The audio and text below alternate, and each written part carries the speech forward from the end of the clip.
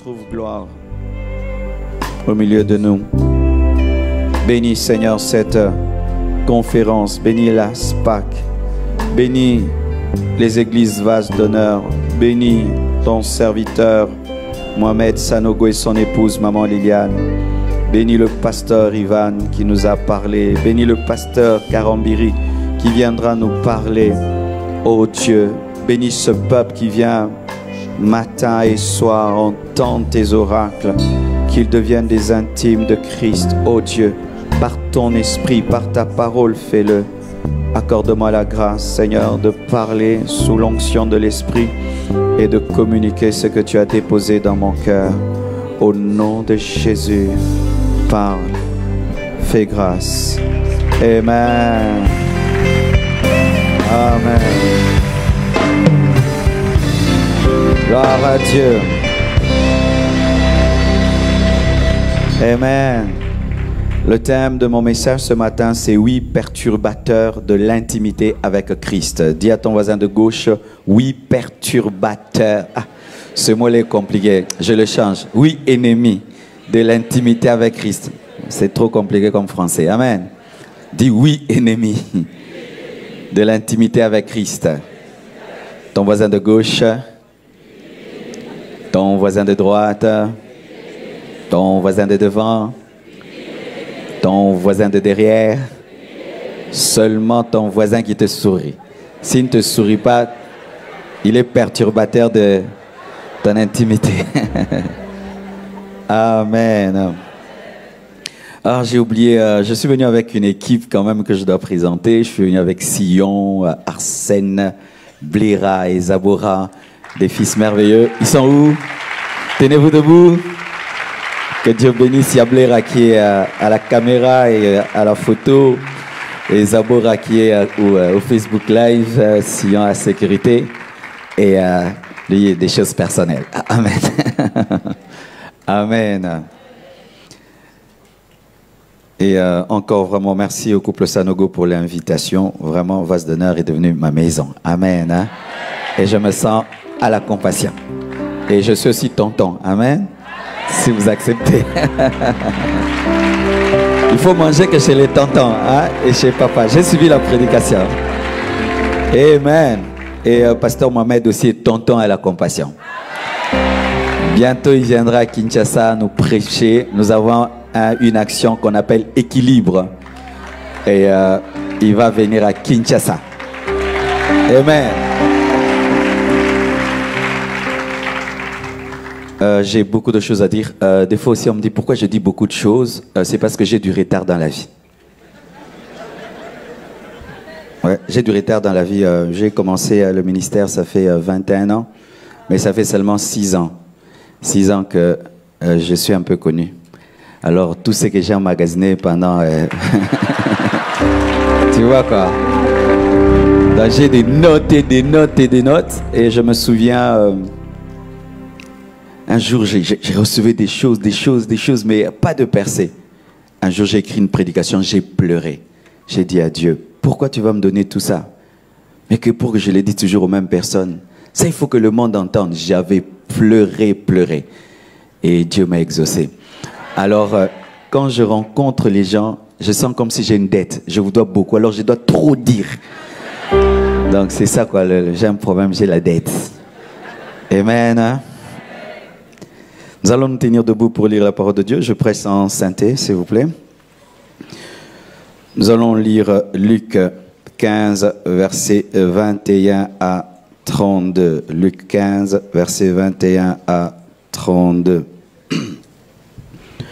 La Bible dit, le fils lui dit, « Mon père, j'ai péché contre le ciel et contre toi. Je ne suis plus digne d'être appelé ton fils. Mais le père dit à ses serviteurs, « Apportez vite la plus belle robe et l'en revêtez. Mettez-lui un anneau au doigt et des souliers aux pieds. Amenez le veau gras et tuez-le. Mangeons et réjouissons-nous.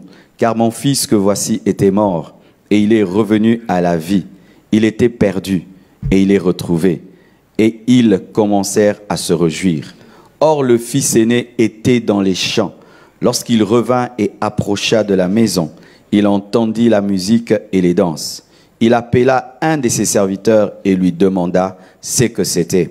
Ce serviteur lui dit, ton frère est de retour, et parce qu'il l'a retrouvé en bonne santé, ton père a tué le veau gras. Il se mit en colère et ne voulut pas entrer. Son père sortit et le pria d'entrer. Mais il répondit à son père, voici, il y a tant d'années que je te sers, sans avoir jamais transgressé tes ordres, et jamais tu ne m'as donné un chevreau pour que je me réjouisse avec mes frères. Et quand ton fils est arrivé, celui qui a mangé ton bien avec des prostituées, c'est pour lui que tu as tué le veau gras. Mon enfant, lui dit le père, tu es toujours avec moi et tout ce que j'ai est à toi.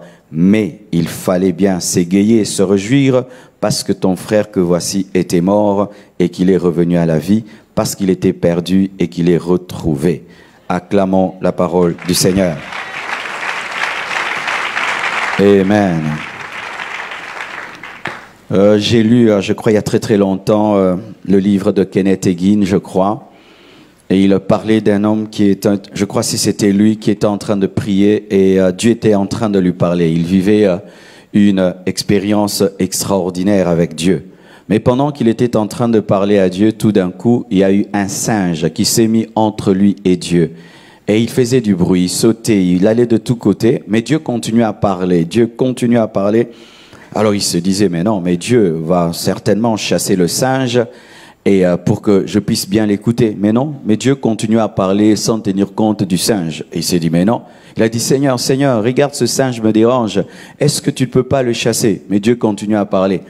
Et puis Dieu lui a dit, non, ce n'est pas à moi de le chasser, c'est à toi de le chasser, je t'ai donné l'autorité. Chasse le singe. Alors il a pris autorité sur le singe au nom de Jésus. Et le singe est parti et il écoutait. C'était un perturbateur, mais il pensait que tout ne dépendait que de Dieu, alors qu'il y avait aussi sa part. Amen. Lorsque les ennemis de l'intimité arrivent, Dieu va faire sa part, il va libérer la puissance du Saint-Esprit, mais toi aussi tu dois faire ta part. Amen. Nous sommes des co-ouvriers avec Christ, nous sommes des collaborateurs. Ce n'est pas que nous sommes des robots, nous subissons tout. Non, il y a une volonté souveraine en nous et nous devons participer pour être délivrés des ennemis de notre intimité. Amen.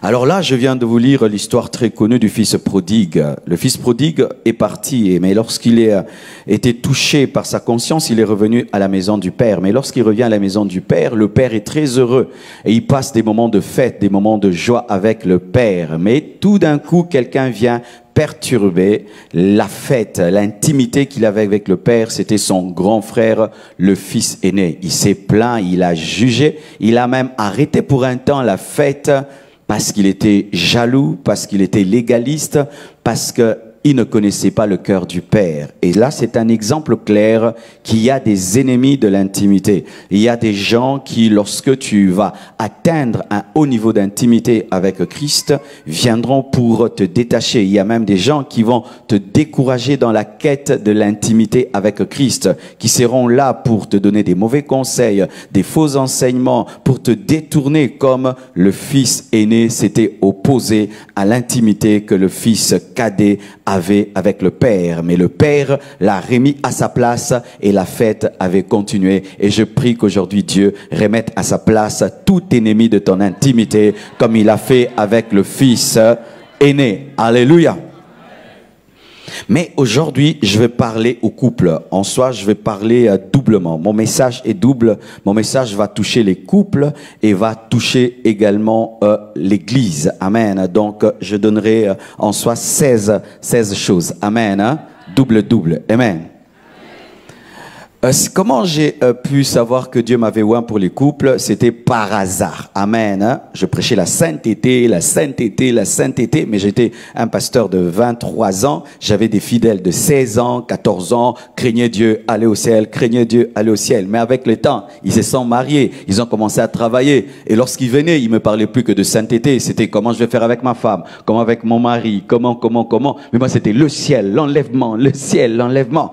Mais alors, j'avais un message qui était déphasé par rapport à leur réalité. Et puis un jour, un homme de Dieu est venu me voir, il m'a dit, pasteur, il ne faut pas négliger les familles, il faut enseigner beaucoup sur les familles. J'ai dit, mais qu'est-ce que j'ai à dire aux familles? Moi, je veux prêcher la sainteté et la crainte de Dieu. Dieu m'a dit, tu as des choses à dire aux familles. J'ai dit, comment? Regarde dans ton couple, tu as un merveilleux couple, une merveilleuse famille. Je t'ai enseigné beaucoup de choses, mais tu ne le dis pas. Commence seulement à leur dire comment tu fais chez toi à la maison avec la Bible et tu verras. Et j'ai commencé à enseigner au couple, j'ai commencé à enseigner aux fiancés et bizarrement sur Internet, ce sont les messages les plus écoutés. Et moi-même, j'étais étonné. J'ai dit, oh, mais ça marche. Et depuis, je suis là. Amen. Hein? Alors, aujourd'hui, je vais parler au couple. Mais je ne suis pas non plus misogyne ou macho. Mais comme on parle de l'épouse, je vais parler aux épouses. Amen. Hein? Et je vais parler aux futures épouses. Et puis, je vais parler à l'église. Est-ce qu'il y a des mamans ici? Est-ce qu'il y a des papas qui sont contents? Les papas sont toujours contents lorsqu'on parle aux mamans. Alors, nous allons lire notre verset de base, Éphésiens 5, versets 22 à 33. La Bible dit, « Femmes, soyez soumises à vos maris comme au Seigneur, car le mari est le chef de la femme, comme Christ est le chef de l'Église, qui est son corps et dont il est le sauveur. Or, de même que l'Église est soumise à Christ, les femmes aussi doivent l'être à leur mari en toutes choses. Marie, aimez vos femmes comme Christ a aimé l'Église, comme Christ a aimé l'Église. Marie, aimez vos femmes comme Christ a aimé l'Église. » Donc, il y a un parallélisme qui est fait entre la relation du mari et de sa femme et de Christ et l'Église. Et c'est ce que je dirais. Ce que je dirais pour la femme envers son mari, c'est ce que l'Église aussi doit faire envers Christ. Et vraiment, mettez dans vos têtes, dans cet enseignement, que Jésus est un époux. Dites, Jésus est un époux. Dis, Jésus est mon époux. Même si tu es un homme, je suis une femme. Devant Jésus-Christ, tous les hommes sont des femmes. Alléluia. Alors vraiment, mettez ça dans vos têtes. Si vraiment tu ne mets pas ça dans ta tête, tu ne vas pas maîtriser mon enseignement. Quand je vais parler du couple, Marie, tu es l'homme et c'est ta femme qui est ta femme. Mais quand je vais parler de Christ, du coup, tu deviens la femme. Amen. Marie, aimez vos femmes comme Christ a aimé l'Église et s'est livré lui-même pour elle, afin de la sanctifier par la parole, après l'avoir purifiée par le baptême d'eau, afin de faire paraître devant lui cette femme glorieuse, sans tache, ni ride, ni rien de semblable, mais sainte et irrépréhensible. Amen. Voici, mes frères et sœurs, pour le couple, parce que le couple aussi a besoin d'intimité. Un couple sans intimité n'est pas un couple. Si tu es marié à un homme, tu es marié à une femme et vous n'avez pas des moments d'intimité, le couple n'est pas un couple. Amen. Hein? Et je parle vraiment de l'intimité au plus haut niveau, au niveau sexuel, et pas seulement au niveau sexuel, au niveau de l'âme. Également parce qu'il y a des couples aussi qui couchent ensemble physiquement, mais qui ne sont pas intimes, car certains hommes considèrent leurs femmes comme des prostituées et certaines femmes se donnent à leur mari seulement que pour le devoir. Je dois le faire, mais il n'y a point d'intimité. Amen. Hein? Mais la perfection dans le mariage, c'est que lorsque le corps est donné, le cœur également doit être donné. Amen. Et un homme, un vrai gentleman ne prend pas le corps sans prendre le cœur. Donne-moi la main, je vais parler. Ah oui, un homme, un vrai homme, même si tu épousais une femme, si tu sens qu'elle te donne le corps sans te donner son cœur, tu ne peux pas prendre. Mais il y a certains hommes qui imposent à leur femme de donner le corps sans qu'elle donne le cœur. La femme est tellement fatiguée, la femme a beaucoup de stress, des problèmes, mais comme toi tu as un besoin, il faut, tu as un problème, tu prends le corps sans prendre le cœur.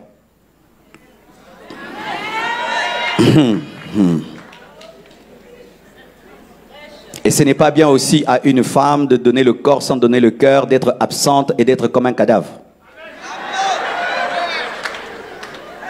Que les enfants sortent, hein? Est-ce qu'il y a des enfants ici? Qui a moins de 18 ans? Si tu as moins de 18 ans, il faut rentrer à la maison. Amen. Et voici le premier ennemi de l'intimité, la frigidité. Matthieu 24, verset 12, parle de la frigidité spirituelle. La Bible dit, « Et parce que l'iniquité se sera accrue, la charité du plus grand nombre se refroidira. » Amen. C'est la frigidité spirituelle. Mais dans le couple, la frigidité de la femme aussi est ennemie de l'intimité. Et il y a beaucoup de causes de frigidité. Certaines femmes sont frigides à cause d'une maladie, d'autres à cause d'une blessure intérieure, d'autres à cause d'un manque d'amour. Certains hommes veulent avoir des femmes qui se donnent alors que vous maltraitez vos femmes. Tu insultes ta femme, tu l'insultes du matin et la nuit tu deviens gentil. Toute la journée, tu insultes quand elle prépare, tu insultes quand elle s'habille, tu insultes tout ce qu'elle fait, tu insultes, et la nuit, tu deviens romantique. Tu vas trouver une femme frigide. Mais des fois, la frigidité vient de la femme elle-même, lorsqu'elle n'aime plus son mari comme avant. Car il y a des femmes qui sont frigides face à leur mari, mais qui ne le sont pas lorsqu'elles vont tromper leur mari, parce que leur cœur n'est plus là. Amen. Et dans un couple, lorsque la femme devient frigide, ça détruit directement l'intimité. Et si dans un couple physique, la frigidité de la femme peut détruire l'intimité, sachez aussi que la frigidité spirituelle détruit l'intimité avec Christ. La Bible nous dit que la charité de plusieurs se refroidira parce que l'iniquité, les microbes se seront accrus. La croissance des microbes va faire que la charité diminue. Il y aura des églises qui n'auront plus d'amour et donc qui seront frigides. Est-ce que tu aimes toujours Dieu? Est-ce que tu aimes toujours ton prochain? Est-ce que tu ressens de la passion pour Christ? Ou quand tu pries, c'est machinal, c'est une corvée. Venir à l'église, c'est machinal, c'est une corvée. Tu es devenu un chrétien frigide. Est-ce qu'il faut que le pasteur te suive pour que tu viennes à l'église? Est-ce qu'il faut qu'on soit derrière toi, qu'on t'appelle pour que tu viennes à l'église? Est-ce que prier, fléchir tes genoux, c'est un bonheur ou bien c'est une punition? Lorsque c'est une punition, tu n'es pas différent d'une femme qui se donne à son mari physiquement, mais qui ne ressent rien. Est-ce que vos cœurs continuent à bouillonner pour Dieu et pour les hommes?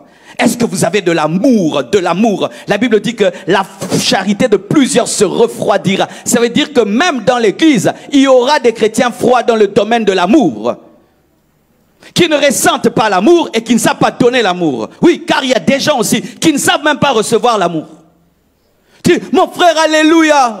Ouais. Oh, arrête de me toucher comme ça, frère. Frère, c'est quoi comme ça là dans cette église? Oh, câlin. Frère. Frigide. Ne supportant pas l'amour. Dans l'église, tu es toujours dans ton coin. Tu ne supportes pas la communion fraternelle. Tu ne supportes pas l'amour. L'amour te fait honte. L'amour te fait honte. Mais la colère, la méchanceté, là tu comprends bien. Mais l'amour, tu ne comprends pas. Tu es frigide.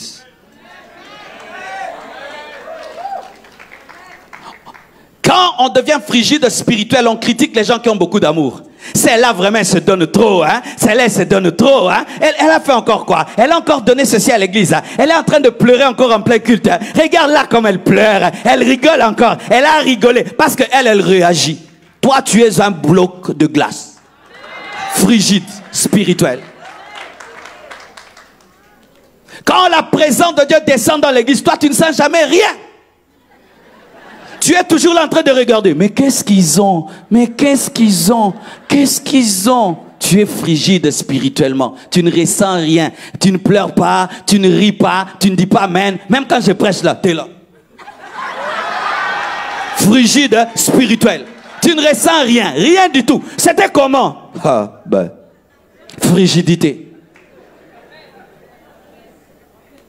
Et je vous assure, les hommes qui ont des femmes frigides souffrent pas possible. Il va tout faire. Il va tout faire. Lui parler. De tout. Rien ne marche. Et ça fait quoi? L'homme commence à croire que c'est lui qui ne va pas bien. C'est pourquoi dans ta vie on pense que Jésus ne va pas bien. On pense que Jésus ne va pas bien. Comment? On ne voit pas la puissance. Ta vie ne change pas. On commence à croire que c'est le mari qui a un problème alors que c'est la femme qui est frigide. Les chrétiens frigides amènent les hommes à se poser des questions sur la puissance de Christ, sur la virilité de l'homme. Alléluia. Comment tu peux savoir que tu es devenu frigide? Rentre en arrière lors de ta conversion. Tu vois le jour où tu t'étais converti. Comment tu attendais avec impatience le jour du culte. Tu disais, c'est quand ce sera dimanche? Quand dimanche, tu priais de tout ton cœur. Tu étais zélé, tu avais un amour exceptionnel pour Dieu. Mais maintenant, tu es devenu un chrétien coincé et tu appelles ça maturité spirituelle. Non, ce n'est pas la maturité spirituelle, c'est la frigidité spirituelle. Maintenant, je suis posé. Avant, quand tu priais, tu t'agenouillais, tu te prosternais, tu pleurais. Alléluia! Maintenant, c'est fini, tu ne ressens plus rien. Pourquoi? Tu as un problème. Des microbes sont entrés en toi. Le monde autour de toi t'a infecté. C'est pourquoi tu es frigide. C'est pourquoi ta relation avec Dieu devient une punition. Parce que lorsqu'une femme est frigide, lorsque l'homme vient vers elle, elle ne fait que se plaindre. Oh, qui me laisse tranquille. Il m'étouffe. Pourquoi? Parce que ce n'est plus des moments de plaisir mais de souffrance. Comme toi, les cultes te font souffrir, les retraites te font souffrir, venir à l'église te fait souffrir. Pourquoi? Parce que tu es frigide. Il suffit qu'on déborde de 30 minutes. Pasteur, j'aime plus votre église. Vous commencez à déborder. Mais quand il y a Real contre Barcelone, et il y a même mi-temps, et encore il y a prolongation, c'est quand même, tu prends les pop-corn et tu t'assieds. Mais à l'église, si je prêche 10 minutes de plus, vraiment, il déborde frigidité. À cheval sur le temps, à cheval sur le programme, cherchant tout le temps des petites bêtes, des erreurs. Pourquoi? Parce que tu es devenu frigide. Tu cherches toujours l'occasion de fuir, parce qu'une femme, quand elle est frigide, elle cherche toujours des occasions pour rien faire, comme ça elle a raison. Tu m'avais pas bien parlé, en ça le problème n'est pas là. C'est pourquoi, cher pasteur, dans les couples, quand les gens sont fâchés, il faut leur dire, est-ce que c'est ça le vrai problème? Parce que les mariés, vous êtes graves. Vous parlez des choses à gauche alors que c'est à droite. Les mariés, cette femme, ce mari. Et puis dit, est-ce que c'est ça les problèmes? Ah, ça c'est pas ça. Ça fait 6 mois. 6 mois quoi? Vous n'avez pas mangé?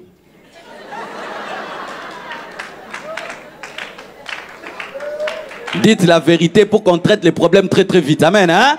Il faut déjà commencer par le problème. Parce que des fois, vous voulez des paroles de connaissance par rapport à votre problème de frigidité.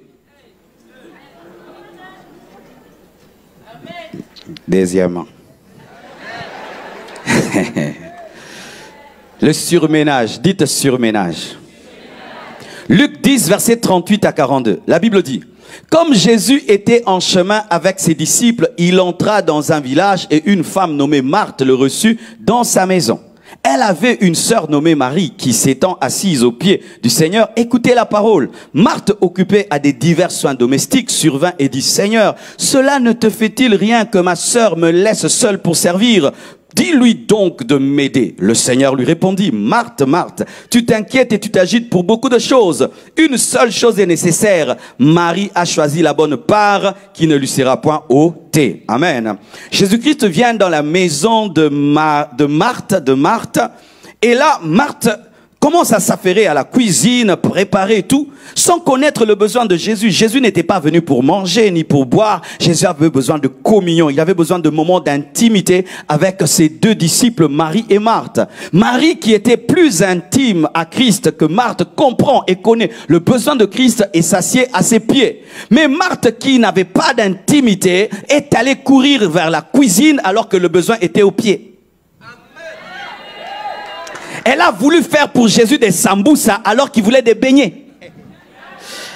Alors qu'au restaurant, avant qu'on te prépare, on te demande que veux-tu boire, que veux-tu manger. Mais elle ne demande pas à Christ, elle va faire pour Christ ce qu'il n'a pas demandé. Quand j'étais célibataire et que je te vois quand tu es pasteur célibataire, les sœurs toutes croient que tu vas les épouser. Entre parenthèses. Alors elle venait, chacun disait, c'est l'homme de ma vie, c'est l'homme de ma vie. Alors j'ai vécu du théâtre pas possible. Alors elle est venue me voir. Bonjour pasteur. Je me suis assis. Eh ben, elle était quand même bien. J'ai dit non, je vais causer. Comme je suis célibataire, on cause seulement. Peut-être c'est elle. Qui sait? Elle me salue un peu, et puis elle n'a rien à me dire. Elle entre dans ma cuisine, elle commence à frotter les assiettes, elle arrange, et les poussettes, elle travaille, elle monte, elle descend, elle monte, elle descend, elle va, elle fait. Je l'ai regardé, ma maison devenait plus belle, plus belle, j'ai regardé. Et puis, elle a fini, fatiguée, elle s'est assise. J'ai regardé, celle-ci ferait une très bonne domestique, vraiment. Elle pensait que je cherchais une femme de ménage, alors que je cherchais une amie avec qui je vais causer parce que je vais payer quelqu'un pour ce travail-là. C'était une Marthe. Moi, j'aime ma femme parce qu'on peut causer du matin au soir, on rigole. Elle me détend parce que ce travail est trop difficile. Alors, je ne peux pas trouver...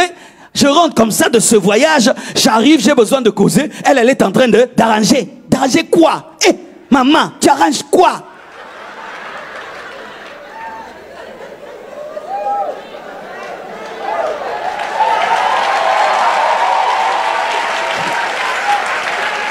Amen. Donc c'est un culte de couple improvisé. Amen. Hein?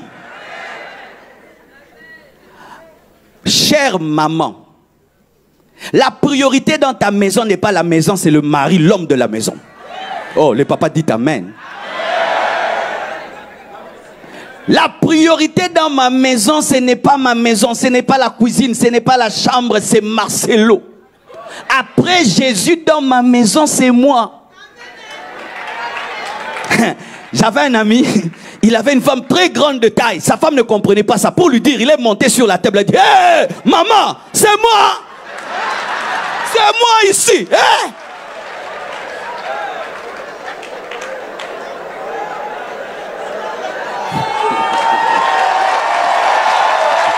Yes. Jésus était l'homme de la maison, elle était dans la cuisine. Mais Marie avait compris et s'est mise à ses pieds. Le surménage, des fois, détruit les couples. Maman, tu travailles beaucoup. Tu cuisines tout le temps. Tu balayes tout le temps. Tu envoies les travailleurs tout le temps. Tout le temps tu es sorti, tout le temps tu es revenu. Et après, tu n'as plus de force. Et quand ton mari a besoin de toi, tu es déjà fatigué. Fatigué à la cuisine, comme si tu épousais les casseroles.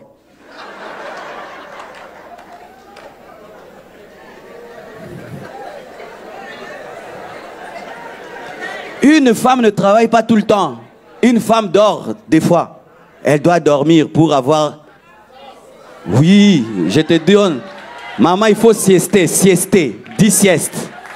Il faut siester. Une femme mariée fait la sieste.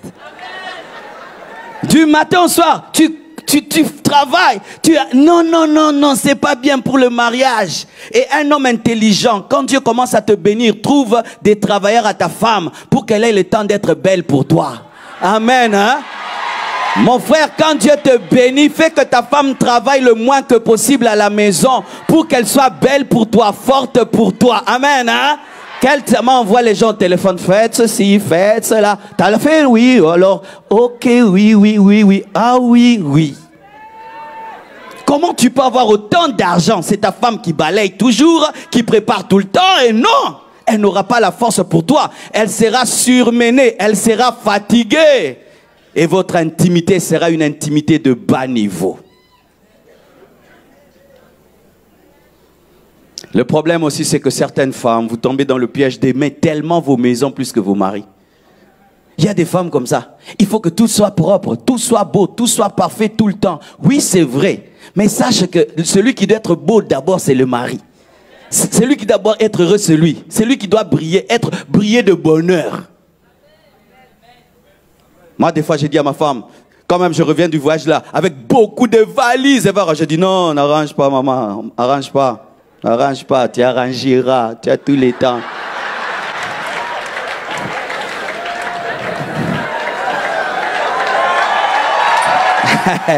Alléluia.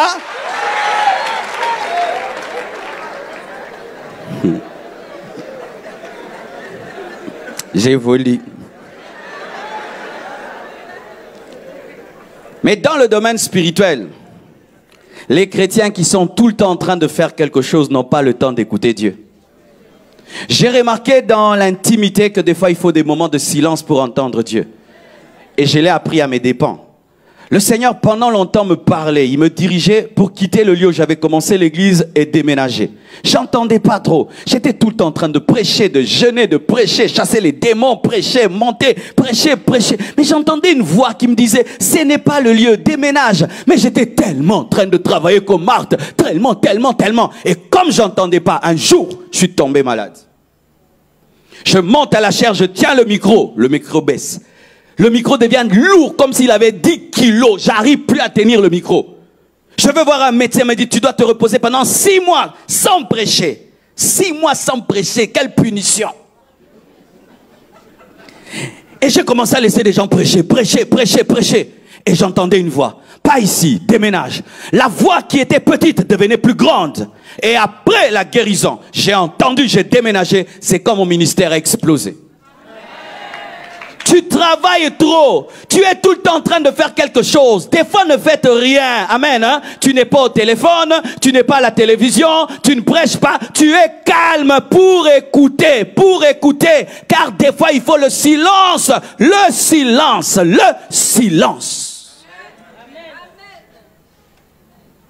Débarrassez-vous de vos téléphones.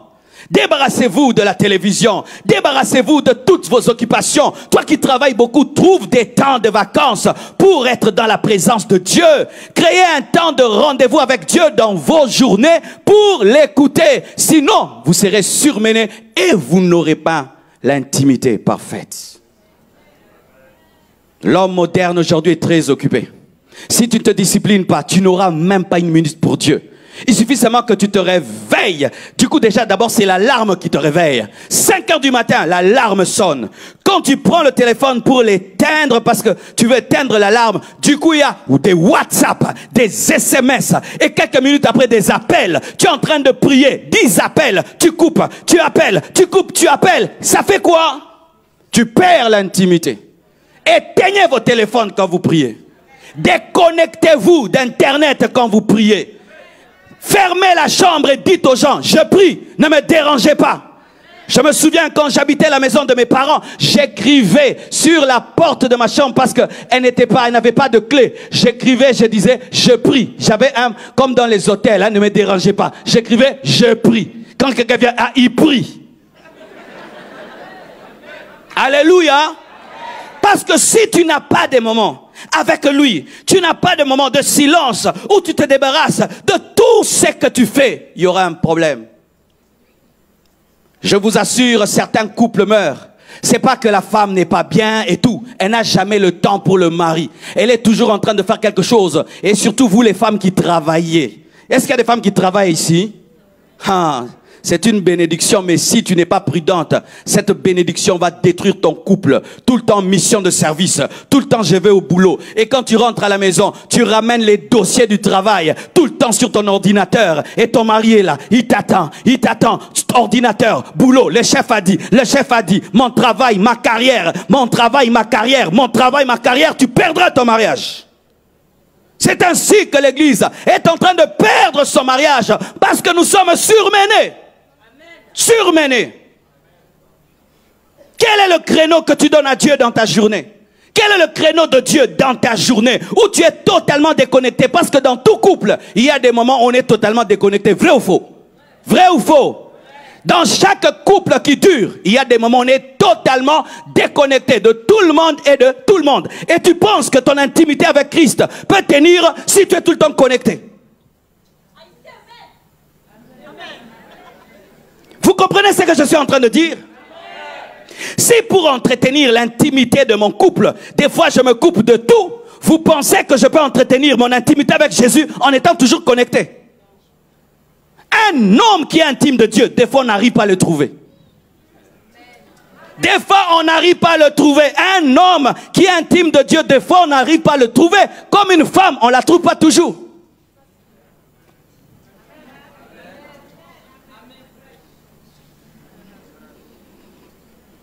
Alléluia. Un jour, j'ai remarqué dans la basse-cour, lorsque le coq cherche la poule, quel exercice. La poule court, le coq derrière, court. Et il y a des gens, c'est comme ça. Jésus court derrière lui. Il court, il court. Il a toujours des choses à faire, toujours des choses à faire, toujours occupé. La bonne part, c'est d'abord lui, pas la cuisine. Troisième chose, les mauvaises fréquentations. Exode 34, verset 15 à 16, la Bible dit: garde-toi de faire alliance avec les habitants du pays, de peur que se prostituant à leurs dieux et leur offrant des sacrifices, ils ne t'invitent et que tu ne manges de leurs victimes. De peur que tu ne prennes de leurs filles pour tes fils et que leurs filles, se prostituant à leurs dieux, n'entraînent tes fils à se prostituer à leurs dieux. De peur qu'ils te contaminent et fassent de toi des idolâtres, un idolâtre. 1 Corinthiens 15, 33, la Bible dit: ne vous y trompez pas, les mauvaises compagnies corrompent les bonnes mœurs. Cher homme, si tu vois ta femme changer, vérifie elle fréquente qui. Ma femme ne peut fréquenter tout le monde. Je sélectionne mes amis, mais pas seulement mes amis, même les amis de ma femme. Elle ne peut pas être l'amie d'une femme rebelle, insoumise. Tu vas contaminer ça à ma femme, elle viendra me donner une réponse, je sentirai que ça vient de loin. Si pendant 10 ans, ma femme est soumise, c'est une bonne femme, mais je vois en 2 semaines, elle devient totalement quelqu'un d'autre. Je ne veux pas l'attaquer elle, je vais cerner, elle fréquente qui ces derniers temps, elle écoute qui ces derniers temps, elle veut imiter qui ces derniers temps, et là maintenant je vais encercler les amis et détecter qui je vais enlever.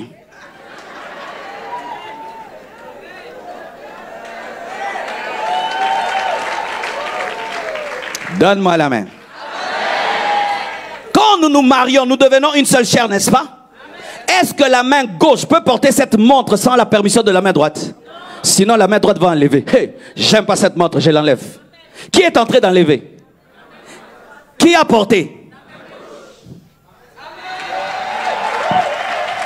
La main droite, je n'en veux pas. Oh, moi j'aime. Moi je ne veux pas. Tu vas voir seulement. La main droite, hein? Enlève.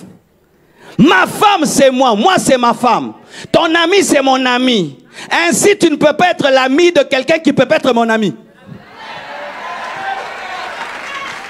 Si ton ami ne peut pas être mon ami, tu ne peux pas l'avoir comme ami.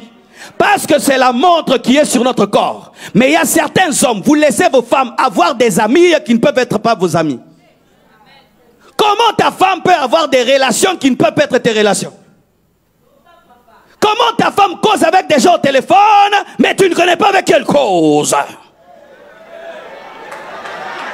Comment ta femme a un téléphone avec des codes XY Mobutu Sese Seko? Des hommes pareils, tu laisses ta femme avoir des amis qui ne peuvent, des amis ou même des amis qui ne peuvent être tes amis. Dieu a interdit ça à Israël.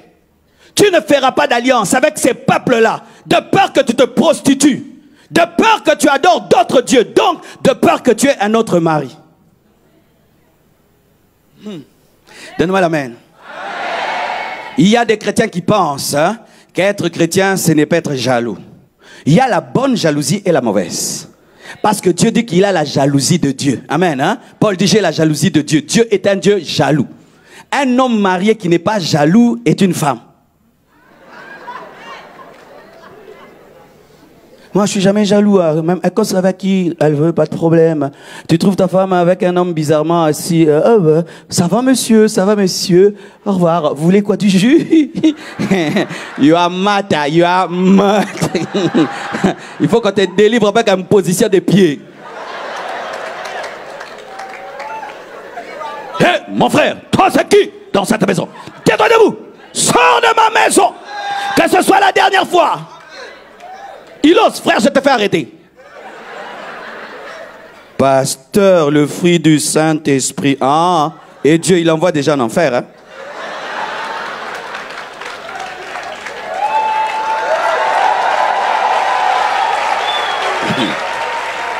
Alléluia. Comment tu peux être une bonne femme, ton ami est une mauvaise femme. Je peux avoir des connaissances, je peux avoir des relations, mais dans le domaine de l'amitié, ce n'est pas tout le monde qui peut être mon ami. Ainsi, une bonne femme peut peut devenir une mauvaise lorsqu'elle fréquente des mauvais amis qui lui disent « Oh toi, comment va ton couple? Ah, mon couple va très bien. Ah bon, comment tu fais? Ben moi, mon mari, quand chaque fois qu'il a besoin de moi, je me donne à lui. Mon mari, vraiment. Et toi, tu te donnes seulement comme ça? Oh, seulement comment? Comme ça, seulement. Il te donne quoi? Oh, il doit me donner quelque chose. Comment tu aurais une maison? Ah. Comment j'aurais une maison? Et comment tu aurais une voiture? Oh, mais comment? Moi, je demande d'abord une voiture, et puis... Hein? Et puis tu vois ta femme qui est toujours disposée. Chérie, ah non, non, non. Je suis fatigué de marcher à pied. Oh, ça c'est quel nouveau film, hein? Il faut une voiture. Eh, tu l'as où? Non, mais Janine, elle a une voiture, 2 voitures, 3 voitures. Moi maintenant la voiture. Ma sœur, lorsque tu demandes quelque chose à ton mari pour qu'il te connaisse, tu es une prostituée domestique. Tu n'es pas une prostituée qui sort dehors, qui est dans les hôtels. Toi, tu es une prostituée à domicile, à la maison, domestiquée. Avant, tu me donnes, tu me promets, tu dois me promettre que j'irai en Europe. D'abord, tu dois me promettre. Et tu demandes ça où? Sur les lits.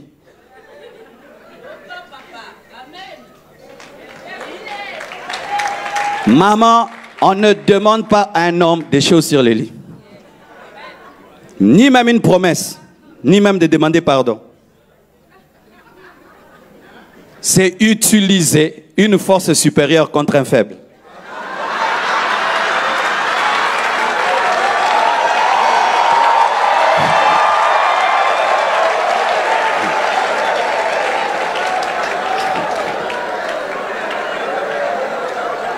Alléluia.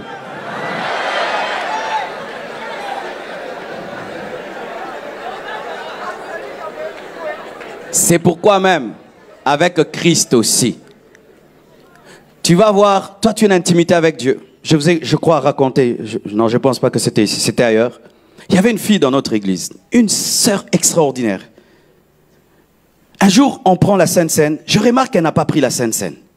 Je l'appelle, je dis, oh, comment t'as pas mangé la Sainte Seine? Parce que je connaissais son niveau d'intimité avec Dieu. Je crois qu'elle me dépassait même. J'étais son pasteur, mais elle me dépassait. Elle avait une pureté, tu sens que c'est un ange. Déjà, je crois qu'elle avait 25 ans, vierge et tout. Un ange. Et puis l'ange n'a pas pris la Sainte Seine. Et puis je vais la voir. Oh, mais toi, pourquoi tu n'as pas pris la Sainte Seine? Écoutez sa réponse. Un jour à la maison, des agents de la régie des eaux, hein. Chez vous aussi c'est régie des eaux, ou la SNEL, donc la régie électricité et eau, sont passés à la maison et pour faire des recouvrements. Et ils n'avaient pas l'argent. Les parents l'ont envoyé dire qu'ils n'étaient pas là. Elle est allée dire aux agents, non, les parents ne sont pas là. Elle a menti. Parce qu'ils n'avaient pas les moyens de payer l'eau et l'électricité. Elle était culpabilisée. Elle a dit, je ne peux pas prendre la Sainte Seine parce que j'ai menti aux agents de la régie des eaux et la SNEL. Quel niveau! Toi, tu mens des gros mensonges. Tu jures même. Mais tu manges la Sainte Seine. Mais elle a un niveau de sensibilité spirituelle qui fait que elle se prive de la Sainte Seine parce qu'elle a menti au nom de ses parents. Vous voyez le niveau. Maintenant, une telle fille, si elle raconte un chrétien avec une conscience détruite, il dira, mais non, ça c'est pas le mensonge, tu as aidé les parents, c'est la sagesse, la haute sagesse, la haute sagesse. Voici comment tu peux savoir si tu es un bon ami ou pas. Un bon ami, lorsque tu le rencontres, ton intimité avec Dieu s'approfondit. Un mauvais, il te sort de ton intimité, il se moque de ton intimité, il te dit que tu es coincé, que tu perds. C'est pourquoi vous devez chercher à courir avec des gens qui courent comme vous ou plus que vous. Alléluia. Il faut que tu cours comme moi ou plus que moi. Mais si tu permets à quelqu'un qui n'a pas ton intimité et qui devient ton ami, il va t'influencer. C'est pourquoi Israël s'est retrouvé en train d'adorer des faux dieux, parce qu'il s'était lié par mariage à des idolâtres.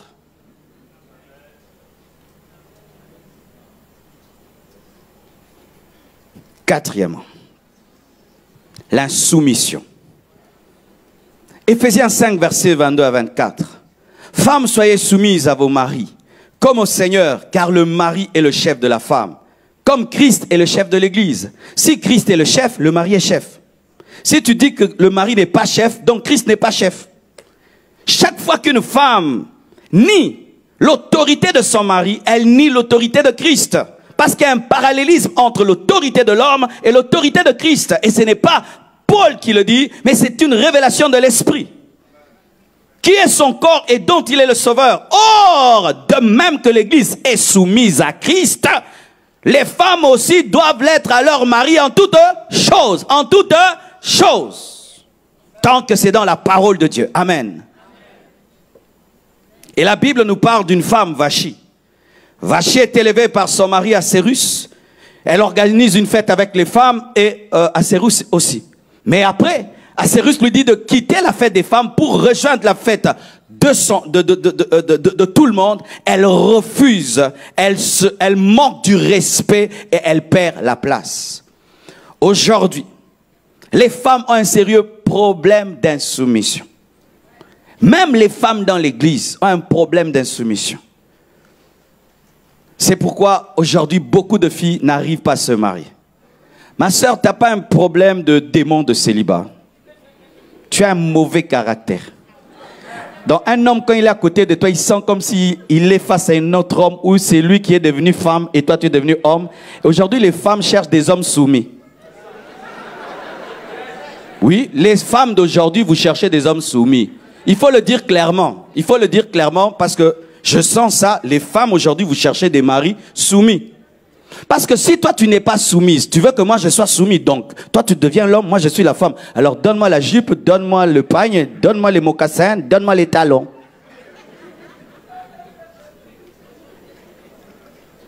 Une vraie femme aime être soumise. Une femme normale, quand elle sent qu'elle est face à un homme qui ne va pas l'amener à se soumettre, elle se sent en danger. Et j'ai rencontré de telles femmes. Tu dis, pourquoi tu ne veux pas épouser ce jeune garçon? Il dit, non, je ne veux pas me soumettre à lui. Il n'a pas de la personnalité, de l'autorité. Je ne veux pas. Moi, je veux un homme qui va m'amener à me soumettre. Et tu aimes ça? Ah, pasteur, j'aime ça. Toi, Marie parle, toi aussi tu parles. Surtout à Abidjan. Et vous parlez, hein? Les Abidjanaises. Tu parles, moi aussi je parle. C'est quoi? Vous parlez, hein? Oh, Abidjan, les femmes. Vous parlez plus vite que les hommes. Vous avez une vitesse labiale. Pas possible. Pas possible. Et ça fait que malgré que vous priez, vos couples sont sans intimité. Sache ceci, maman, maman. Un homme n'a jamais le désir d'une femme insoumise. Même quand tu es belle, tu as une belle taille, tu as un beau corps. Quand tu deviens impoli, tu deviens vilaine. Tu deviens vilaine. Tu peux même marcher là, il ne voit plus rien. Il voit un démon qui marche. Je te dis la vérité. L'insoumission rend les femmes laides. Comment je peux désirer une femme qui me diminue? Comment je peux désirer une femme qui me méprise? Comment je peux désirer une femme qui m'insulte? Comment? Des fois tu dis que ton mari est impuissant. Il n'est pas impuissant. Il est seulement découragé. Tu me déshonores devant les gens. Je me sens diminué. Tu es en train de détruire ma personnalité parce qu'un homme, quand la femme n'est pas soumise, l'homme se sent petit. Il peut être un castard, mais au-dedans de lui, il est petit. Il est petit et tu le détruis. Et lorsqu'il va au travail, il n'a pas de la personnalité. Il n'a pas d'autorité. Pourquoi? Sa propre femme ne le respecte pas. Toi, tu es un homme, toi. Un homme, toi. Consulte les hommes et toi aussi, tu es un homme. Tu dis ça à ton mari et il doit ramener aussi l'argent. Comment il va ramener l'argent? Donne-moi la main, je vais parler. Maman, quelle est la dernière fois où ton mari a parlé puis tu t'es tu? Tu l'as laissé finir les phrases. C'est quoi la dernière fois? Ah, c'est qui ce matin? Ah, maman, que Dieu te bénisse. J'ai remarqué ceci, mes mamans. Si tu laisses ton mari finir les phrases, il te laissera terminer tes longues phrases. Car vous avez des plus longues phrases que nous. Alors laissez-nous terminer nos courtes phrases. Et vous aurez le temps pour vos longues phrases. Mais quand vous coupez même nos courtes phrases, c'est alors que les hommes giflent. Parce que ta vitesse est tellement grande. Arrête, arrête. Oh, il m'a tapé. Qui a commencé?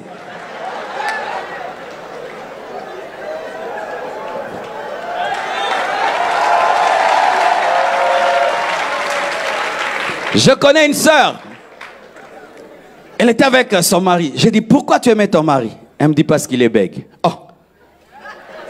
J'ai dit, pourquoi tu aimes? Parce qu'il est bègue. Ah, parce que quand on discute là, moi je gagne toujours. Les temps qui... Moi j'ai fini les phrases. Je l'aime pour ça.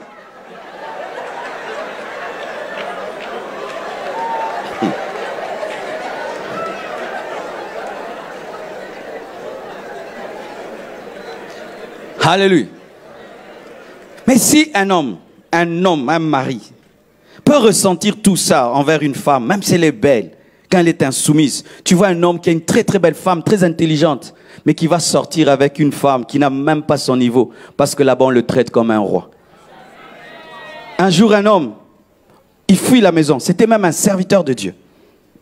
3 jours, 4 jours, on ne le voit plus à la maison. Il a quitté sa femme. On cherche l'homme de Dieu. On va le trouver quelque part. On l'a fait coucher sur les pieds avec une bavette. On le fait, on le fait boire la bouillie comme un bébé. On arrive là, hé, homme de Dieu, tu fais quoi ici? Elle dit, là-bas, on me manque de respect. Regarde comment on me traite ici comme un bébé, comme la bouillie. On va chercher sa femme. On a dit, on a trouvé ton mari là-bas. Achète une bavette, hein, et la bouillie. Donne-lui, il va rentrer. Comment cette fille-là t'a ravi le mari? Comment elle t'a ravi le mari? Elle, quand le mari entre, elle enlève la veste, elle accroche là. Donne les chaussures, l'eau chaude, l'eau chaude. Hé, frère, ça donne l'onction.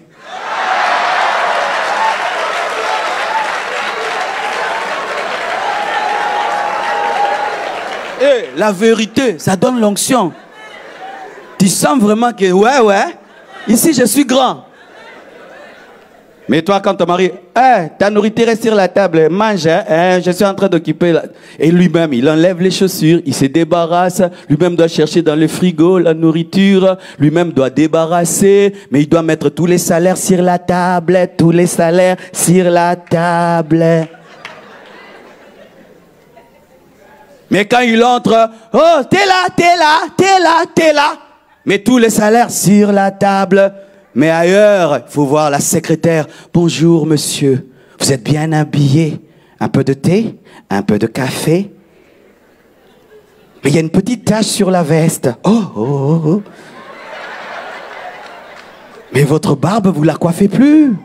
Oh, elle a remarqué. Madame n'a même plus remarqué. Mais aujourd'hui, vous êtes venu sans chaussettes. Et elle n'a même pas vu, mais celle-ci, elle a vu. On va te voler les maris.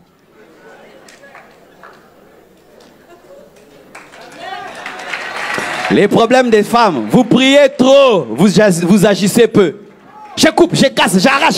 Maman, tu as beaucoup prié. Change aussi le caractère. Hein? Change aussi le caractère. Tu as beaucoup prié. Le feu, maman, tu as déjà envoyé beaucoup de feu.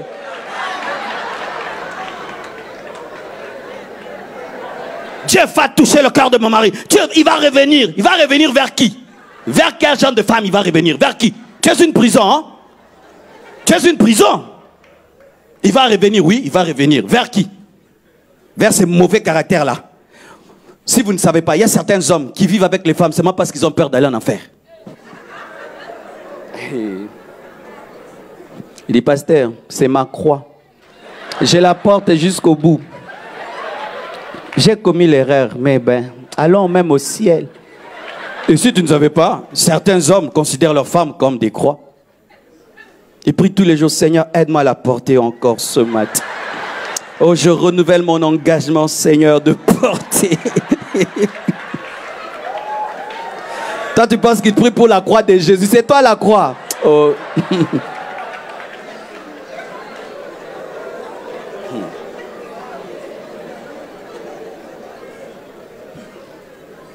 Et nous, avec Jésus, c'est pareil. Jésus t'ordonne de faire quelque chose, mais tu aimes adorer. Il t'ordonne de ne pas faire quelque chose, tu l'adores. Tu aimerais des moments, mais dans la désobéissance. Des gens qui aiment beaucoup d'expériences avec Dieu, beaucoup de moments de prière avec Dieu. Mais dans cette prière, Dieu t'a déjà dit, ne fais plus ça, je t'ordonne de faire telle chose. Mais toi, tu dis non, moi je vais seulement passer du bon moment avec toi. Tu veux passer du bon moment avec Dieu alors que tu sais que sa volonté, c'est que tu arrêtes de faire telle et telle chose. Tu es dans une retraite, oui, de 40 jours. Mais dans cette retraite, le Seigneur t'a dit de ne plus faire telle chose. Il t'a ordonné. Mais tu dis non, je finis d'abord ma retraite, je ferai après. Désobéissance, insoumission. C'est pourquoi nous n'avons pas une forte intimité avec Christ, parce que nous ne sommes pas une femme soumise. Cinquièmement, l'adultère. Oui, vous savez, il fut un temps, je prêchais souvent contre l'adultère des hommes. J'ai vraiment beaucoup prêché sur l'adultère des hommes. Mais maintenant, l'adultère des femmes existe aussi, malheureusement. Malheureusement maintenant. La Bible dit dans Jérémie 13, versets 6 à 9, l'Éternel me dit, au temps du roi Josias, as-tu vu ce qu'a fait l'infidèle Israël? Elle est allée sur toute montagne élevée et sous tout arbre vert, et là elle s'est prostituée. Je disais, après avoir fait toutes ces choses, elle reviendra à moi, mais elle n'est pas revenue. Et sa sœur la perfide Juda en a été témoin. Quoique j'eusse répudié l'infidèle Israël à cause de tous ses adultères et que je lui eusse donné sa lettre de divorce, j'ai vu que la perfide Juda, sa sœur, n'a point eu de crainte et qu'elle est allée se prostituer. Pareillement, par sa criante impudicité, Israël a souillé le pays. Elle a commis un adultère avec la pierre et le bois, donc l'idolâtrie. Jacques 4, verset 4, la Bible dit, adultères que vous êtes, ne savez-vous pas que l'amour du monde est inimitié contre Dieu? Celui donc qui veut être ami du monde se rend ennemi de Dieu. Matthieu 6, 24. Nul ne peut servir deux maîtres, car ou il haïra l'un et aimera l'autre, ou il s'attachera à l'un et méprisera l'autre. Vous ne pouvez servir Dieu et maman. Et pour terminer, 1 Jean 2, 15 à 17. N'aimez point le monde, ni les choses qui sont dans le monde. Si quelqu'un aime le monde, l'amour du Père n'est point en lui. Car tout ce qui est dans le monde, la convoitise de la chair, la convoitise des yeux et l'orgueil de la vie ne vient point du Père, mais vient du monde. Et le monde passe et sa convoitise aussi, mais celui qui fait la volonté de Dieu demeure éternellement. Acclamons la parole. L'adultère. Comme je l'ai dit, les hommes sont plus adultères que les femmes. Oui. Sur 10 adultères dans le monde, 8 viennent des hommes, 2 des femmes. Et là, j'aimerais parler d'abord aux hommes avant de parler aux femmes.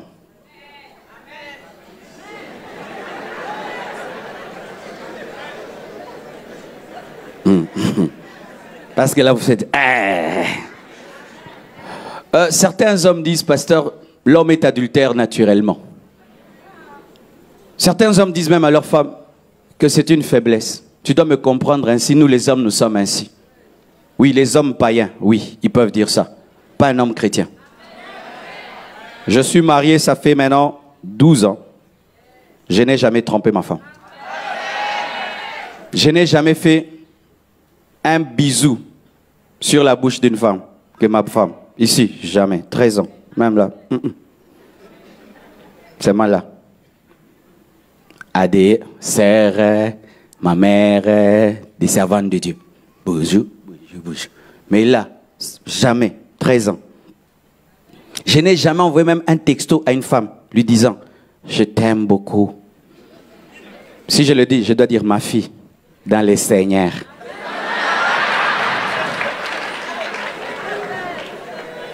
Mais je suis un homme comme toi. Je suis beau.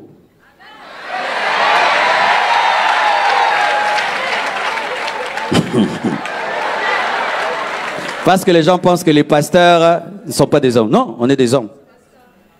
Mais non, quand toi tu es un homme et tu dis que tu es chrétien et tu trompes ta femme, comment tu veux que ta femme soit fidèle? Car des fois les femmes se vengent. Il y a des adultères qui sont des vengeances. Comme il m'a trompé, je vais lui prouver pour qu'il ressente ce que j'ai ressenti.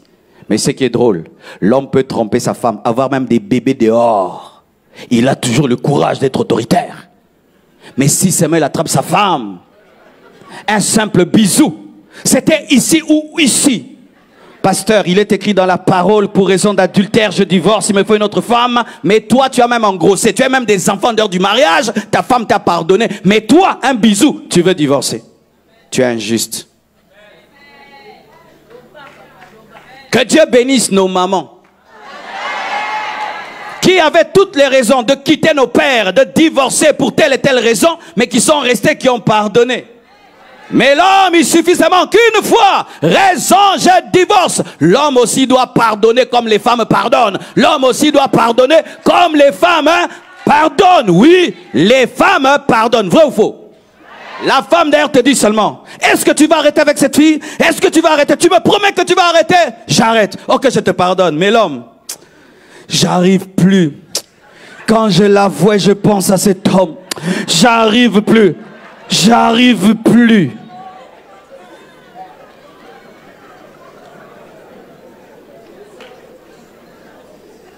Donnez-moi la main, je vais parler.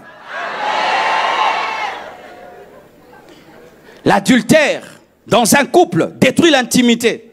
Mais l'adultère spirituel détruit aussi l'intimité. Quand est-ce que l'église est adultère? Lorsqu'elle aime le monde, lorsqu'elle aime l'argent, lorsqu'elle devient matérialiste, lorsqu'elle vit dans la convoitise, lorsque nous désirons les choses de cette terre, nous devenons des adultères. Il est vrai que nous sommes dans le monde, mais nous ne sommes pas du monde. Nous ne devons pas nous conformer au système présent. Nous ne devons pas devenir une église mondaine. Chaque fois que l'église devient mondaine, elle est dans l'adultère spirituel. J'ai vu dans une église dans laquelle on a mis la musique de Michael Jackson et les choristes dansaient les pas de Michael Jackson. C'est de l'adultère. De l'adultère. Lorsque l'église accepte de bénir les mariages homosexuels, c'est de l'adultère. Lorsque dans une église on met des idoles, c'est l'adultère. Lorsque l'église commence à voir le langage du monde, c'est l'adultère. Lorsque l'église ne prêche que la terre et ne prêche plus le ciel, c'est l'adultère. Lorsque les chrétiens n'ont que des désirs charnels, mais ne désirent plus les choses spirituelles, c'est l'adultère. Et cela brise l'intimité. Si un homme physique est blessé devant sa femme, aimer un autre homme, Jésus aussi est blessé. Lorsque nous aimons le monde, lorsque nous aimons l'argent, il ne faut pas aimer l'argent. Il faut avoir besoin d'argent. J'ai besoin de beaucoup d'argent, mais je n'aime pas l'argent. Aimer, c'est un mot trop fort par rapport à l'argent.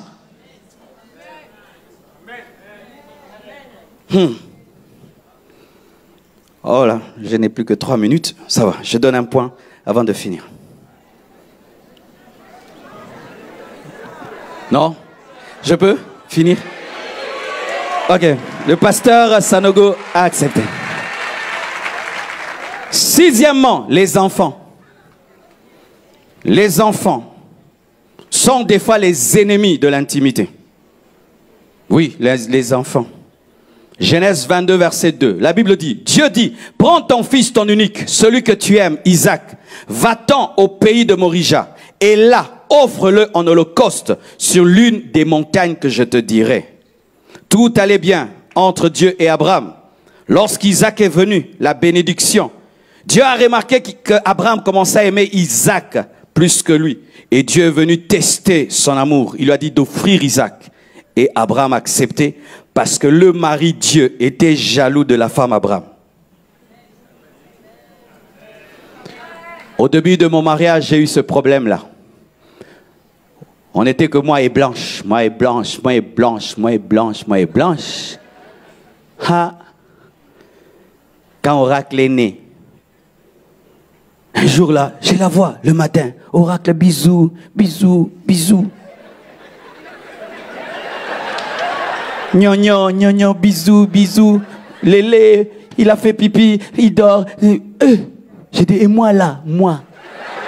Je lui ai dit, eh oh, je suis là.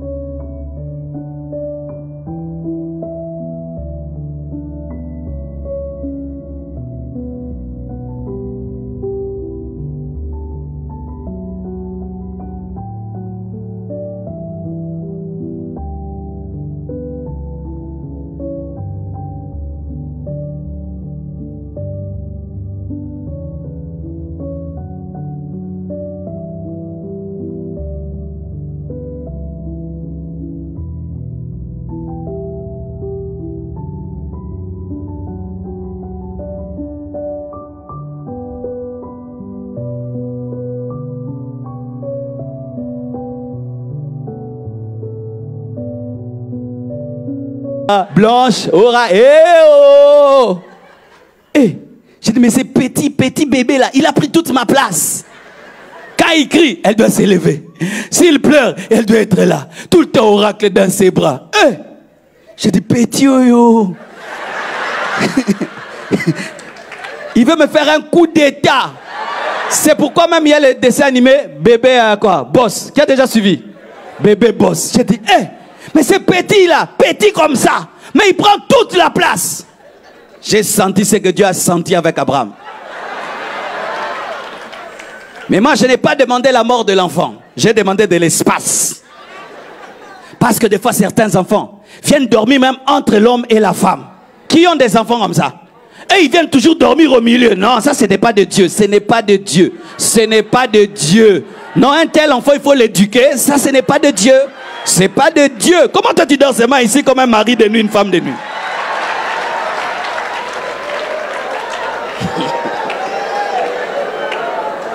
Des enfants qui vous cherchent toujours au bon moment. Coca. Vous faites quoi? Vous faites quoi?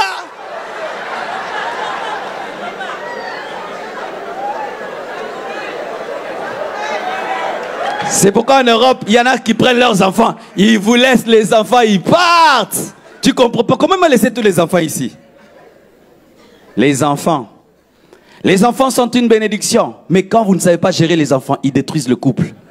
Il y a des femmes qui, depuis seulement qu'elles ont eu des enfants, tout a été détruit. Parce que déjà, avoir un enfant change le corps de la femme. Tu n'auras pas la même poitrine, tu n'auras pas le même ventre, parce que c'est le corps. Le corps de la femme est ainsi. Et il y a certaines vraiment qui quittent d'ici à là.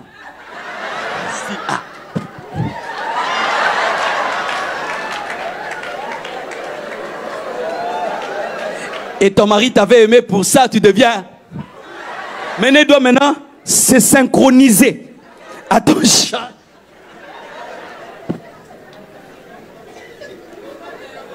Que je parle. Ma soeur, si ton mari t'a aimé parce que tu étais mince et tu as trop grossi, tu dois avoir l'humilité de chercher à grossir, à maigrir. Parce qu'en soi là, il est en train de rechercher sa femme dans celle qui est devenue grosse. Il faut aimer le régime et aimer le sport. Parce que quand il cherchait à t'épouser, il avait rencontré aussi des femmes grosses, mais il n'a pas dit, pas elle. Donc c'est la femme mince qu'il a aimée. Alors toi maintenant, tu as eu des bébés, et puis boum, tu dois faire l'effort de revenir. Mais ce qui m'étonne souvent, c'est que les femmes qui étaient minces et qui ont trop grossi, au lieu qu'elles cherchent à revenir, pas totalement, parce que le corps, hein, à moins que tu sois vraiment très discipliné, quand même revenir un peu, elles commencent à trop manger, 4 fois par jour. Elles mangent.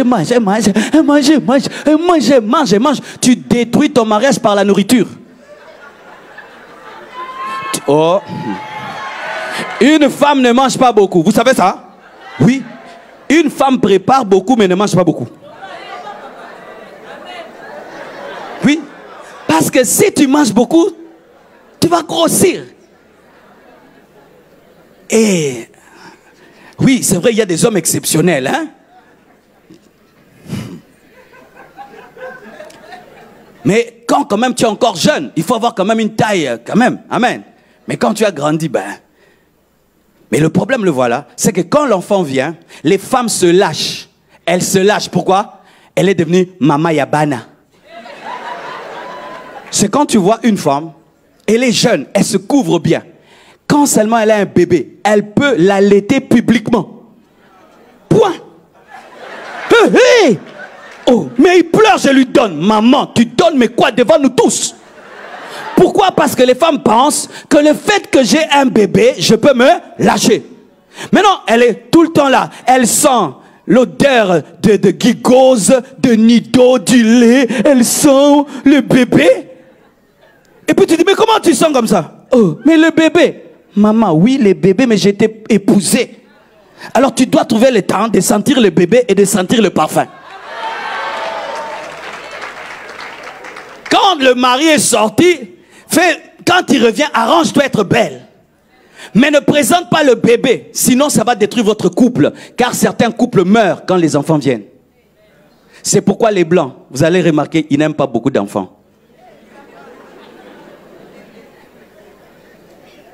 Mais d'autres, l'enfant détruit le couple.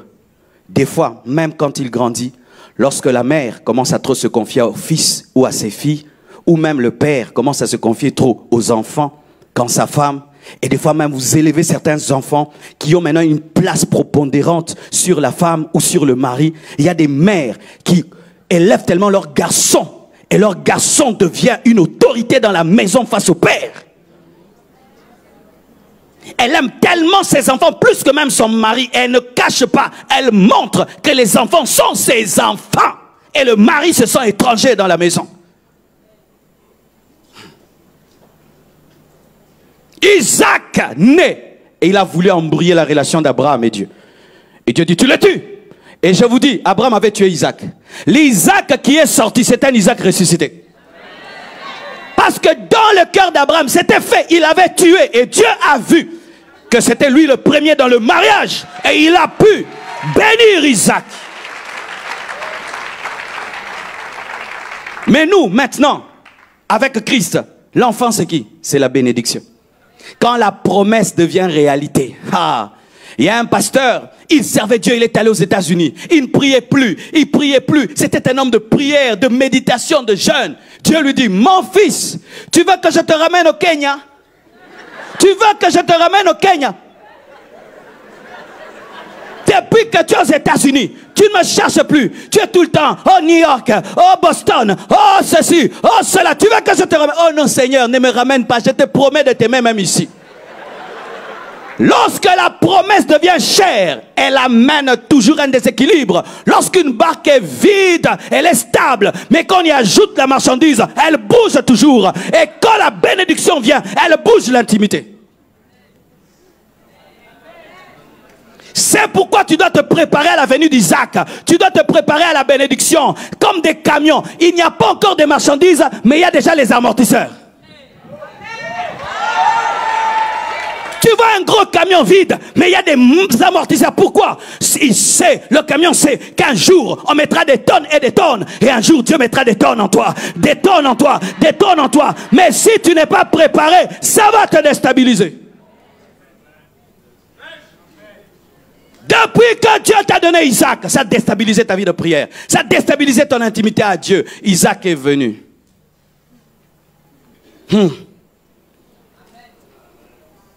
Septièmement, la saleté. Je peux parler? Éphésiens 5, 25 à 27, la Bible dit, Marie, aimez vos femmes, comme Christ aimait l'Église, et s'est livré lui-même pour elle, la dot, afin de la sanctifier par la parole, propreté, après l'avoir purifiée par le baptême de propreté, afin de faire paraître devant lui cette Église glorieuse, élévation, sans tache, propreté, ni ride, propreté, ni rien de semblable, mais sainte et irrépréhensible, propreté. Dans le couple, hommes et femmes, l'intimité peut être brisée à cause de la saleté. Maman, brossez les dents. Une femme qui n'aime pas la brosse n'aura pas les bisous.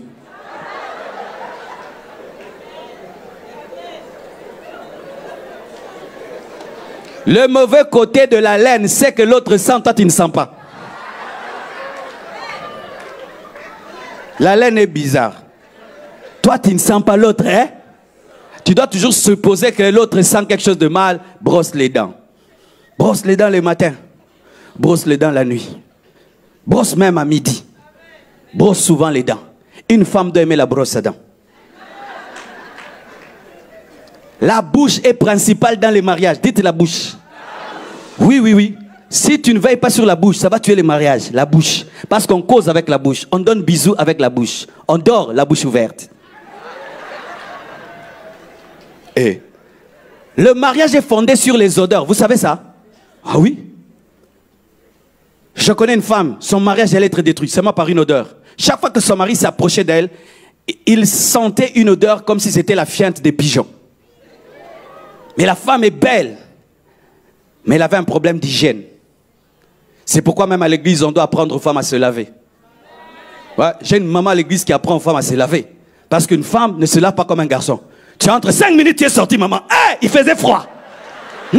Non, non. Comme un garçon. Mon garçon, quand il se lave lui-même, on dit, oracle, reviens ici.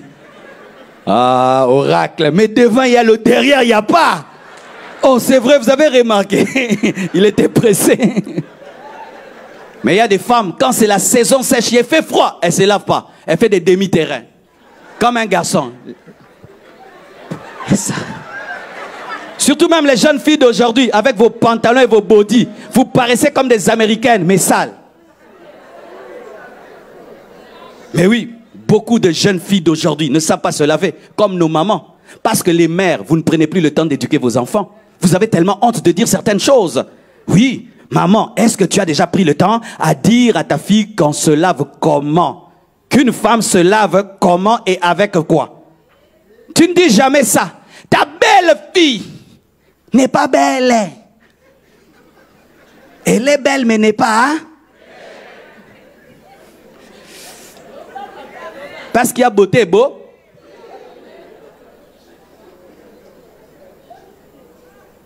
Mais ça fait quoi? On est tellement spirituel. Seigneur, bénis mes filles qu'elles se marient. Mais est-ce qu'elles sont propres? Elles s'habillent bien. Mais est-ce qu'elles sont propres? Parce qu'il y a une différence entre bien s'habiller et être propre. La propreté, c'est lorsqu'il n'y a rien. Mais tu es propre.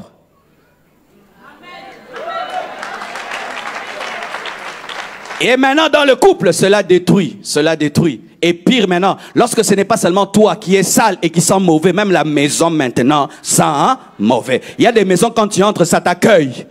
Tu sens vraiment... Ça sent les urines, ça sent la cuisine, mais la cuisine dans les salons.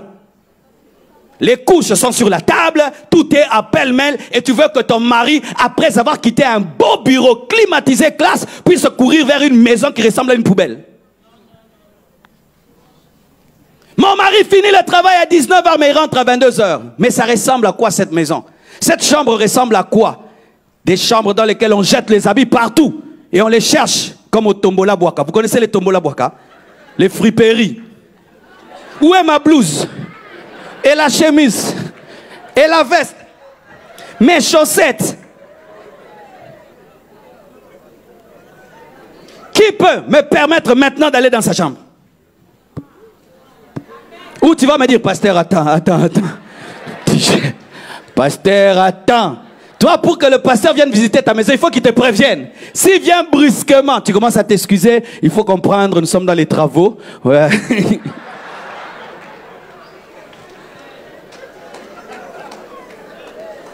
Une femme qui a un seul essuie. L'essuie qui essuie les pieds, essuie tout. C'est vraiment un essuie tout. Un seul essuie. Une brosse à dents fatiguée qui a fait ça. Et puis ça. C'est-à-dire, arrête de m'utiliser. Mais tu forces toujours. Mais la brosse a dit, je suis fatigué. Achète.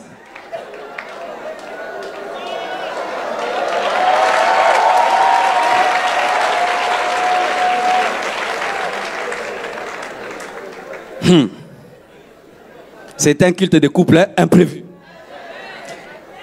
Alors, avec Christ, la saleté, c'est le péché.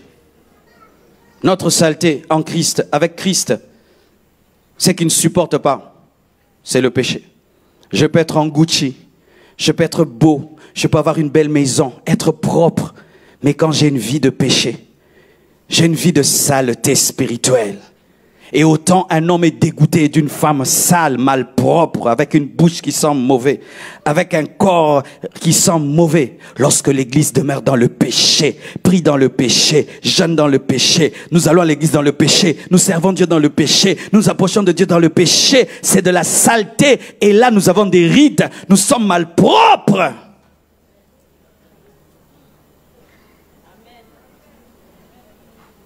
Terminons. 8e. Ça va vous étonner, mais Dieu m'a enseigné ça aussi. L'une des choses en Europe qui peut détruire un couple, tu vois ta femme ne t'aime plus, tu cherches autour d'elle, il n'y a pas un homme, et puis tu découvres, elle est tombée amoureuse d'une autre femme.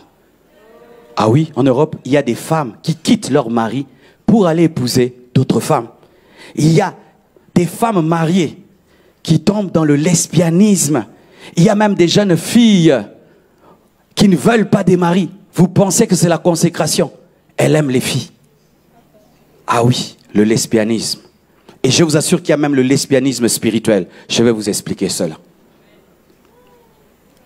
Pour ceux qui encouragent l'homosexualité et le lesbianisme et qui disent où est le verset, voici un verset clair contre le lesbianisme et l'homosexualité. Romains 1, 26 à 27. Clair. La Bible dit, c'est pourquoi Dieu les a livrés à des passions infâmes, car leurs femmes ont changé l'usage naturel. L'usage naturel, c'est l'homme et la femme. En celui qui est contre nature, c'est la femme avec la femme, le lesbianisme. Et de même les hommes, abandonnant l'usage naturel de la femme, se sont enflammés dans leurs désirs les uns pour les autres, commettant homme avec homme des choses infâmes et recevant en eux-mêmes le salaire que méritait leur égarement.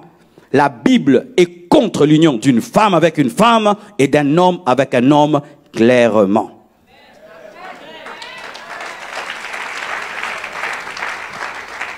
Mais spirituellement, qu'est-ce que le lesbianisme? Je suis une femme spirituellement. Et tu es une femme spirituellement.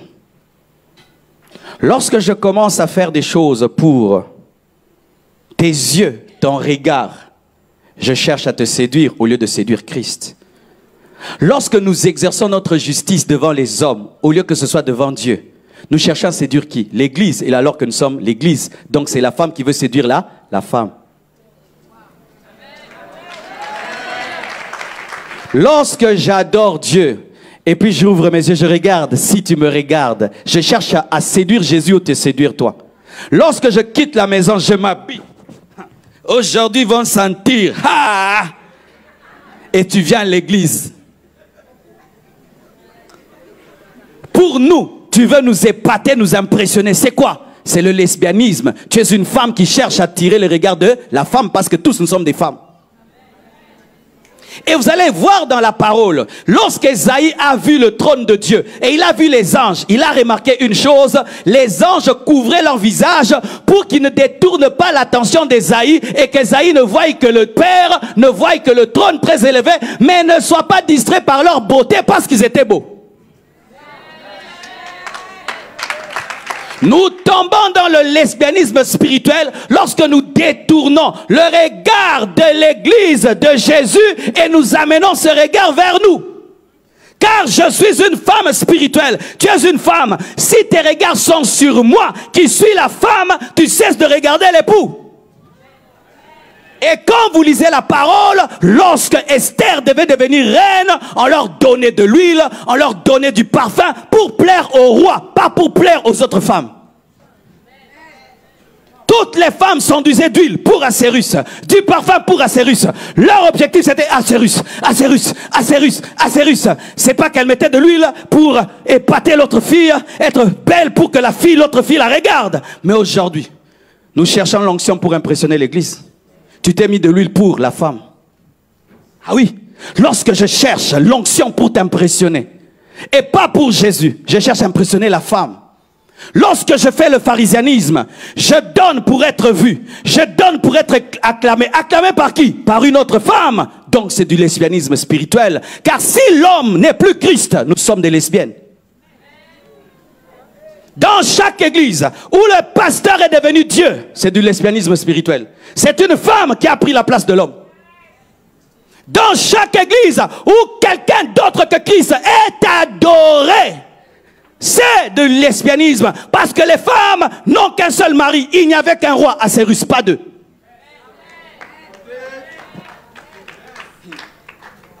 Mais vraiment, que Dieu m'aide. J'ai compris ceci. Que le regard de l'homme est devenu tellement puissant dans l'église aujourd'hui. Qu'aujourd'hui, il est devenu plus puissant que la présence de Dieu. Regardez aujourd'hui les jeunes. Ils sont en train d'adorer Dieu. Et puis ils se filment. Pourquoi? Pour avoir des vues sur Internet. Les gens vont en retraite et filment la retraite en train de jeûner. Ces moments d'intimité avec Dieu. Ils montrent aux gens. Pourquoi? Pour avoir des likes. Des likes même dans le jeûne et dans la prière. Nous ne faisons plus rien de caché. Tout doit être vu. Pourquoi? Le regard des hommes. L'esprit qui était dans les pharisiens est venu en nous. Le regard de l'homme est devenu plus puissant que le regard de Dieu. De sorte que nous ne pouvons plus rien faire pour Dieu si l'homme ne va pas voir. Si l'homme ne voit pas, on ne fait pas. Il faut que l'homme voie. Qui verra si je fais? Qui verra? Si l'homme voit, on le fait bien. Si l'homme ne voit pas, on le fait mal. Pourquoi? Ce sont les autres femmes qui déterminent notre spiritualité, pas le mari. Faites les choses pour Jésus. Ne faites pas les choses pour impressionner l'église. Si tu fais des choses pour m'impressionner, pour impressionner l'église, impressionner l'homme, tu as dévié. Car ce n'est pas l'homme qui est l'homme, c'est Jésus qui est l'homme.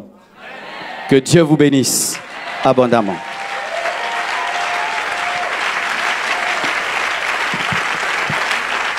Prions pour ce message. Et j'aimerais prier pour les couples qui sont là, tous les hommes mariés, toutes les femmes mariées. Approchez, je vais prier pour vous.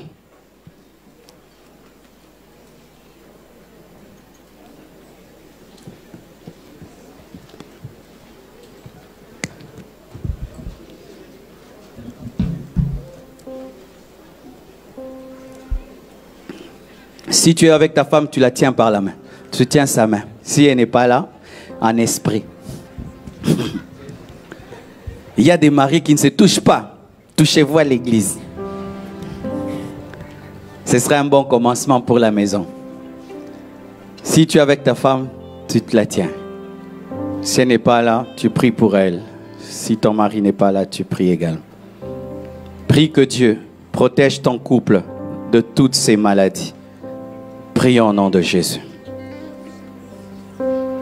Oh Seigneur Dieu de gloire, je prie que cette parole prenne place dans les cœurs. Je prie que cette parole puisse restaurer les couples que je te présente, Seigneur Dieu de gloire. Je demande que ta parole avec force et avec puissance puisse s'installer, Seigneur, dans ces familles et dans ces couples. Et je prie que toute maladie spirituelle, Seigneur Dieu de gloire, soit brûlée, brûlée. Que tout ennemi, Seigneur, de l'intimité, Seigneur, mon Dieu, mon roi, puisse être anéanti. Je le demande, Père éternel. Restaure, donne la sagesse, donne l'intelligence, donne la capacité par le Saint-Esprit de pratiquer ce message, de pratiquer cette parole. Restaure l'intimité dans les couples. Restaure l'intimité. Restaure, Seigneur. Au-delà de ce que j'ai dit, je prie que ton esprit enseigne, que ton esprit parle. Et je prie, Seigneur, pour toute l'Église, pour ceux qui ne sont pas mariés. Et je prie pour chacun de nous par rapport à toi, Jésus. Délivre-nous du lesbianisme spirituel, de l'adultère spirituel. Que la bénédiction, Seigneur, ne puisse pas nous déstabiliser. Délivre-nous du surménage spirituel, de la frigidité spirituelle. Délivre-nous des mauvaises compagnies. Délivre-nous, Seigneur Dieu de gloire, de toute mauvaise